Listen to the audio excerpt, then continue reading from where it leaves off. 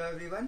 आज हम बात करने वाले हैं ओवर थिंकिंग के बारे में। एक है सोचना और दूसरा है बहुत ज़्यादा सोचना। आज अति हर चीज़ की बुरी होती है, हद से ज़्यादा सोचना भी बुरा है। ये संकट और मानसिक बीमारी बन जाता है।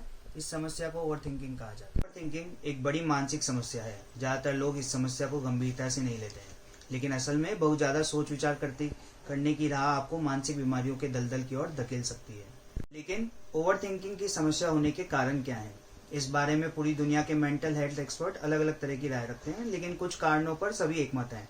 हम आपको बताएंगे कि ओवर थिंकिंग के लक्षण और प्रकार क्या हैं, जिससे आप भी ओवर थिंकिंग के बारे में ज़्यादा बेहतर तरीके से जान पाएंगे। ओवर थिंकिंग क्या है? ओवर थिंकिंग की पुरानी और क्लासिक परिभाषा है कि छोटी सी चीज के बारे में बहुत अधिक या बहुत लंबे समय तक सोचना।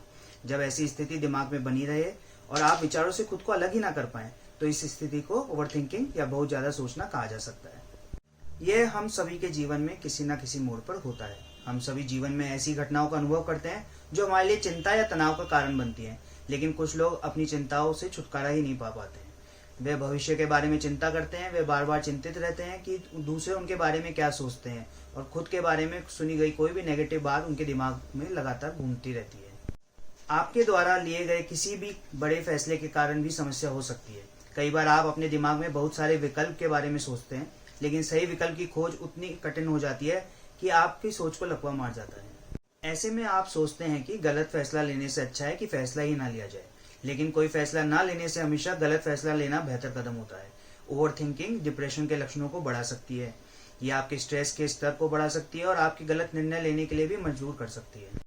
ओवर थिंकिंग के लक्षण कुछ इस तरह से होते हैं, जैसे कि दिमाग में बार बार शर्मिंदा करने वाले पलों को याद आना, सोने में परेशानी होना क्योंकि लगता है कि दिमाग बंद नहीं होगा, खुद से बार बार सवाल पूछना जैसे ये होगा तो क्या होगा, लोगों से कही गई पुरानी बातों के बारे में सोचना, अपनी गलतियों के बारे में लगातार सोचते रहना, किसी की कही बात को दिमाग में लगातार लेकर घूमते रहना, बीते कल या आने वाले कल की चिंता को लेकर बहुत ज्यादा सोचना, ऐसी बातों के बारे में सोचना जिन पर आपका कोई नियंत्रण नहीं है, अपनी परेशानियों और चिंताओं को मन से निकाल नहीं पाना।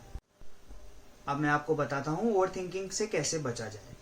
खुद को डिस्ट्रैक्ट करने की कोशिश करें। यदि आप ओवर थिंकिंग करते हैं तो अपने मन पसंदीदा कार्यों में व्यस्त होकर खुद को नकारात्मक विचारों से डिस्ट्रैक्ट करने की कोशिश करें। आप चाहें तो किचन में नई रेसिपी ट्राई कर सकते हैं, या वर्कआउट क्लास जा सकते हैं, या पेंटिंग जैसी हॉबी को अपना सकते हैं। मेडिटेशन करें। यदि आप एक ओवर थिंकर हैं तो सबसे पहले लंबी गहरी सांस लें और नियमित रूप से मेडिटेशन करने की आदत बनाएं। यह आपके दिमाग में चल रहे थॉट्स को डिस्ट्रैक्ट करने में मदद करेगा। यदि आप रात को काम से लौटने के बाद आते हैं तो उसके बाद भी थोड़ी देर मेडिटेशन का अभ्यास जरूर करें। यह आपके अंदर सकारात्मक विचारों को स्थापित करती है। अपने ट्रिगर पॉइंट को समझें। सभी व्यक्ति का कोई ना कोई ऐसा ट्रिगर पॉइंट जरूर होता है जहां पहुंचकर वह ओवर थिंकिंग करने लग जाता है। ऐसे में अपने ट्रिगर पॉइंट पर पकड़ बना लेना भी ओवर थिंकिंग की समस्या से निदान पाने का एक अच्छा तरीका हो सकता है।